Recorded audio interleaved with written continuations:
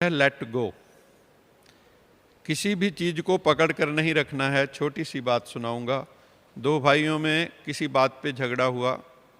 दोनों ने कसम खाई हम एक दूसरे की दहलीज पार नहीं करेंगे। 15 साल बीत गए, दोनों एक दूसरे के घर नहीं गए।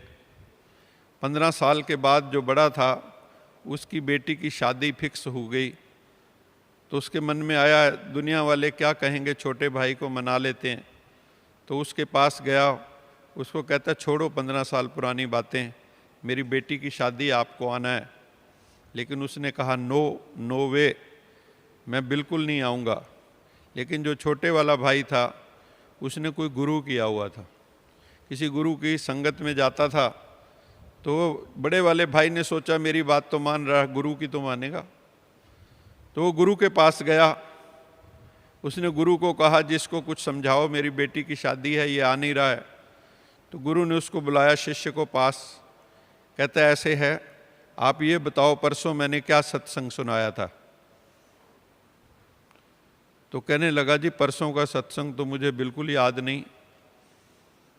तो उसने कहा तुझे परसों का सत्संग याद नहीं और 15 साल पुरानी बात याद है? तो उसको गुरु की बात जो है दिल में लगी और उसने वो जो अपने मन के अंदर वैमनस्य की भावना या विरोध की भावना या दुश्मनी की भावना भाई के प्रति रखी थी वो त्याग दी। तो इस तरह से हमें जो है लेट गो करना चाहिए, छोड़ देना चाहिए। पकड़ के रखेंगे तो खुद को ही जकड़ के रखेंगे। तो इसको कहते हैं लेट गो। पक्षी भी कब उड़ सकता है?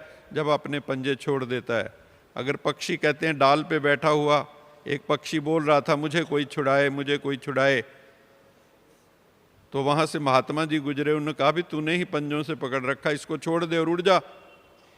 ऐसे ही हमने भी अपना बॉन्डेजेस हैं, हमारे बंधन हैं, उनको हमने पकड़ रखा है, जकड़ रखा है। हम खुद ही छूटना नहीं चाहते हैं, खुद ही उसमें जकड़े पड़े हैं, फंसे पड़े हैं। तो अगर हमें उड़ना है तो पुरानी बातों को भूलना होगा। हमारे यहाँ ब्रह्मा कुमारी के अंदर एक शब्द है बड़ा प्यारा, वो है पास। बाबा की मुरली का है ये शब्द। पास के 3 अर्थ बताए हैं।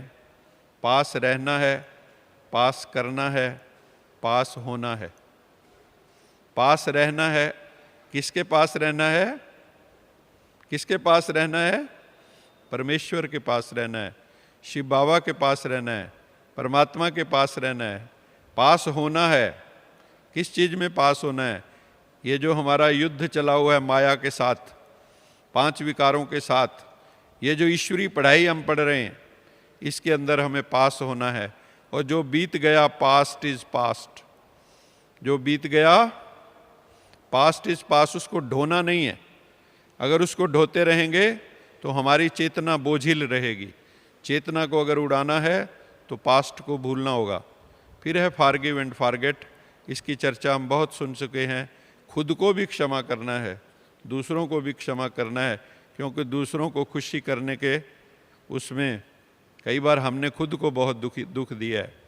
दूसरों को खुश करने के चक्कर में खुद को भी कई बार बहुत पीड़ा दी है। खुद को भी माफ़ करना है। किसी दिन शीशे के सामने जाओ और वहाँ जाके खुद से भी माफ़ी मांग लो। Then acceptance. खुशी के लिए जिस ठाकुर से नाही चारा, ये गुरबाणी में गुरु नानक देव जी ने कहा, जिस ठाकुर से नाही चारा ताको कीजिए सद नमस्कारा। जिस चीज़ पे आपका बश नहीं चलता उसको स्वीकार करने में ही आपकी समझदारी है। अगर आप रेजिस्ट करेंगे किसी चीज़ को, it will increase the stress levels. ये मनोवैज्ञानिक बताते हैं। जब हम एक्सेप्ट कर लेते हैं तो हमारे पास सॉल्यूशन के लिए, समाधान के लिए हमारे अंदर कैपेसिटी डेवलप होती है। जैसे कि वो 3 इडियट्स फिल्म में आया था ना, कि जब भी स्ट्रेस हो तो क्या करना चाहिए? सीटी बजा के बोल ऑल इज वेल। क्या बोलना है? बहुत स्ट्रेस लेवल हो जाए तो क्या बोलना है? All is well. छाती पे हाथ रख के बोलो all is in the well, नहीं ऑल इज वेल।